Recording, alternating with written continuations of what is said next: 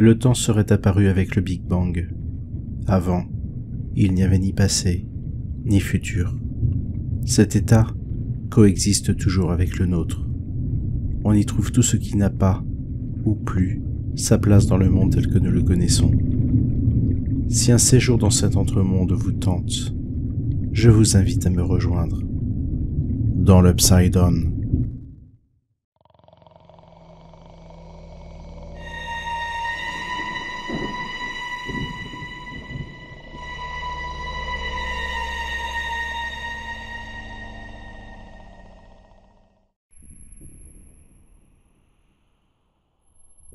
Mon nom est John Fleet. Je suis officier à bord de l'Olympique. Nous sommes partis le 20 juin de Southampton pour une traversée de l'Atlantique. Notre arrivée à New York était prévue le vendredi 27 juin, à 10 heures du matin. Cependant, les derniers événements me laissent penser que tout le monde a quitté le bateau, sauf moi. Oui, je suis la seule âme restante sur ce navire à la dérive, dans cet océan. Je n'ai aucune explication à cela. Une évacuation est à exclure, car les canaux de sauvetage se trouvent toujours sur le pont. C'est comme si l'intégralité des occupants de ce navire s'était jetée à la mer. Ils se sont tous évaporés.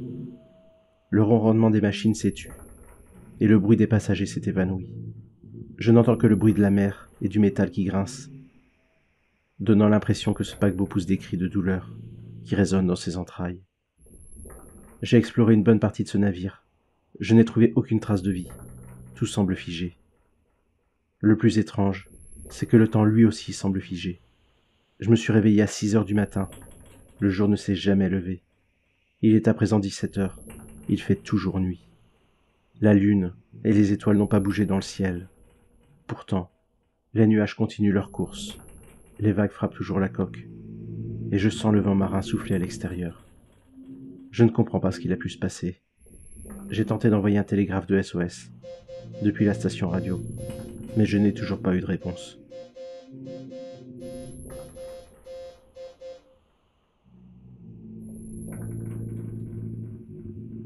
La nuit a été courte. Je n'ai pas trouvé le sommeil. Si je me fie à ma montre, il devrait être 11 heures.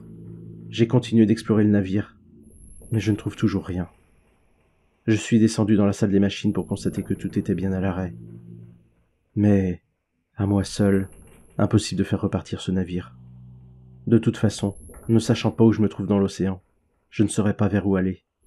Attendre reste la chose la plus sûre à faire. Je ne sais pas si je toucherai terre un jour à nouveau, mais je ne peux rien faire de plus. Dans le doute, je continue d'envoyer des messages de détresse toutes les heures, mais ils restent toujours sans réponse. J'en viens à me demander si ce qu'il se passe sur ce navire est aussi en train de se passer ailleurs dans le monde.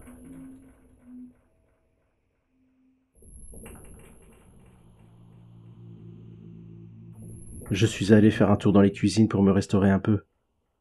Étant tout seul, je me suis installé à une table de la salle à manger, située sur le pont D. Je devrais me sentir privilégié d'avoir ce monstre d'acier pour moi tout seul, mais de si grands espaces vides finissent par me donner le vertige. Je me suis tout de même choisi une chambre de première classe pour passer la nuit. Si je suis amené à rester prisonnier de ce paquebot de luxe pendant un moment, autant profiter au maximum de sa splendeur et de son confort, même si l'angoisse que je ressens actuellement ne me laisse pas apprécier tout ce luxe à sa juste valeur.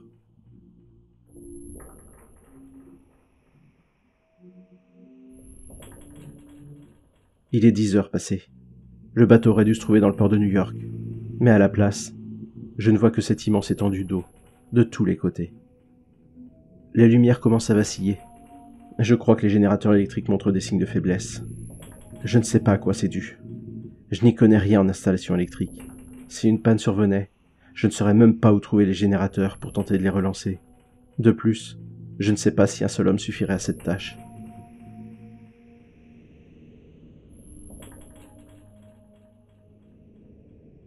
Au début, je n'y ai pas fait attention, mais je commence à entendre des bruits étranges sur la coque. Cela ne m'avait pas interpellé car j'avais mis ça sur le compte des bruits de métal qui grincent sous l'effet de la distorsion causée par les vagues. Mais il me semble que la cause de ces bruits est tout autre, sans que je puisse l'identifier. Je vais tenter de suivre ces bruits, afin de voir ce qui peut en être la cause. J'espère que l'intégrité de la coque n'est pas en jeu. Si le bateau coule, Je ne pourrais survivre longtemps sur un canot de sauvetage, sans eau ni nourriture.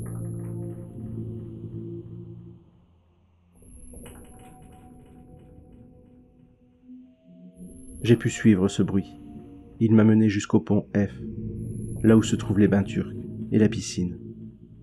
Lors de ma descente par les escaliers, j'ai pu remarquer que les murs et le sol étaient recouverts d'une substance visqueuse. On aurait dit que les murs suintaient. Lorsque je suis entré dans les bains turcs, il m'a semblé entendre de petits bruits, saccadés, comme si de grosses aiguilles tricotées frappaient rapidement sur le sol et les murs. Cela s'apparentait à des bruits de pas, prenant la fuite. Mais la chose qui produisait ces bruits ne pouvait pas être humaine. Je pris mon courage à deux mains. J'ai traversé les bains pour déboucher sur la piscine. Ce que j'y ai découvert m'a totalement paralysé de peur. L'eau de la piscine avait une couleur verdâtre, telle de l'eau croupie. Je pouvais distinguer 3 grosses masses au fond de cette piscine, dont j'ignorais l'origine. Lorsque je me suis approché pour voir de plus près, j'ai vu plusieurs créatures à 8 pattes, semblables à des araignées, débouchant de tous les côtés et courant vers moi, produisant un bruit identique à celui que j'avais entendu auparavant. Saisi de terreur, je suis sorti de la pièce, en claquant fermement la porte derrière moi, et j'ai ensuite remonté les escaliers 4 à 4, jusqu'au pont supérieur. Je savais que je n'étais plus seul sur ce navire. J'aurais pourtant préféré la solitude à ces monstres. Ils avaient 8 pattes, semblables à des aiguilles. Leur corps était recouvert de la même substance visqueuse que j'avais vue sur mon chemin. Ces créatures devaient sécréter ce liquide et le répandre partout là où elles passaient. Ce qui me rassurait à moitié, car j'en avais pas encore vu sur les ponts supérieurs. Mais jusqu'à quand ?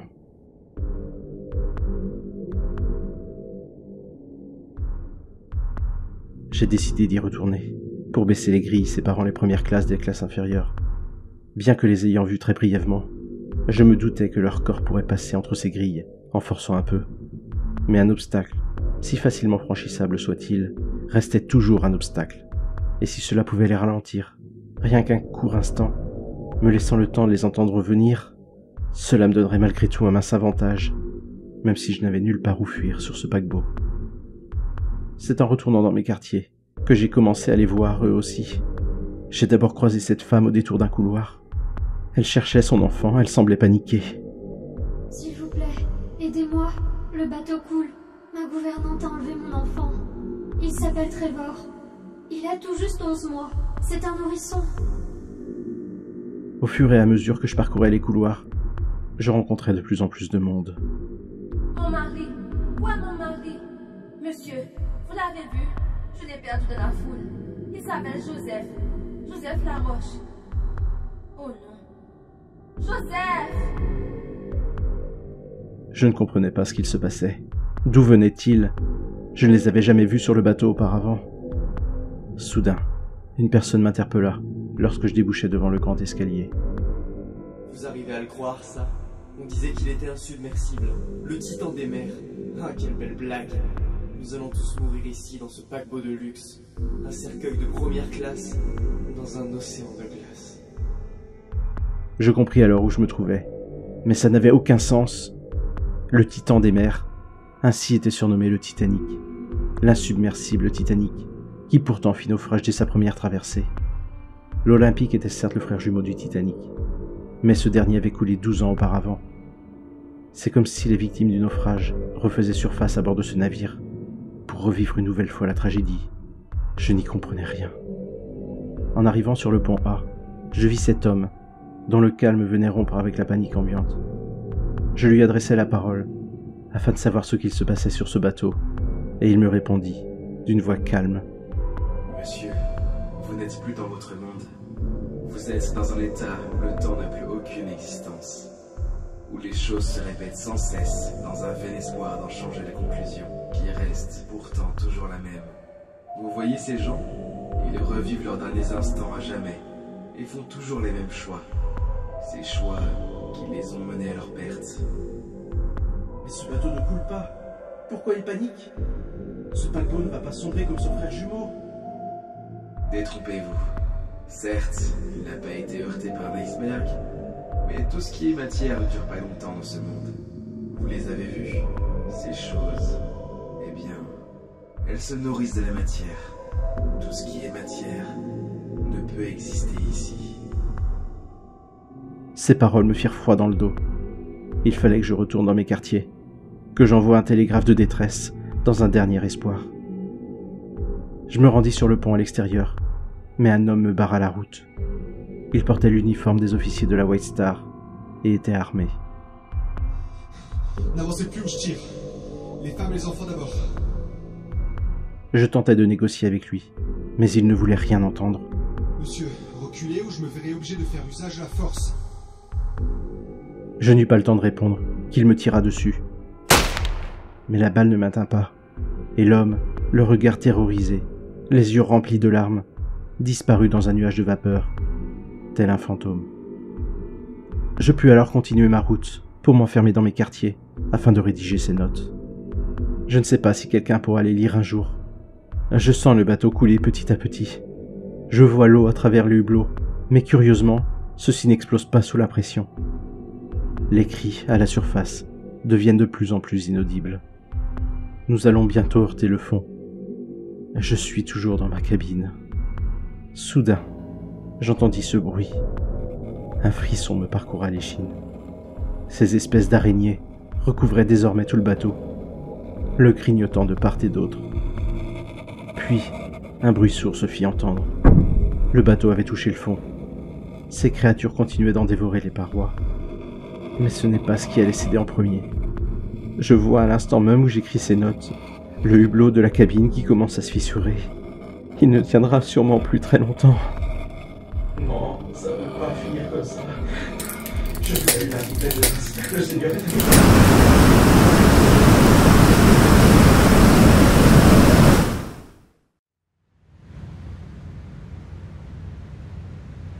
Quelqu'un a vu John ce matin? Non. Je l'ai vu quand il finissait son service hier soir. Il allait se coucher.